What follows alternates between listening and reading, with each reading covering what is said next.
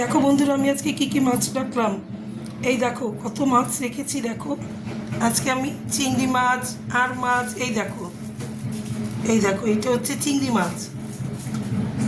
এই দেখো কত বড় বড় চিংড়ি আজকে আমার। এই যে আরও আছে এখানে। এই দেখো এখানে 500 চিংড়ি মাছ রেখেছি আমি, আর দিদিও রেখেছে 400। আমি 500, আমার ছেলেটা পছন্দ করে, আমি 400, আর দিদি রেখেছে, আমি 500, দিদি রেখেছে 400।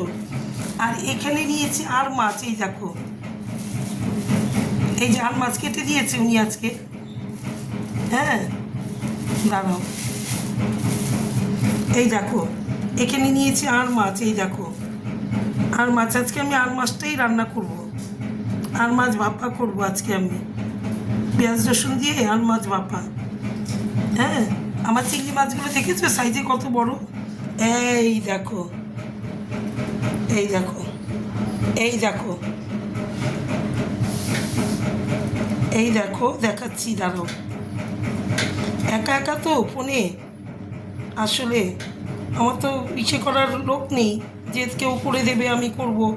এই দেখো এই দেখো কি বড় বড় চিংড়ি দেখেছো, খুব পছন্দের।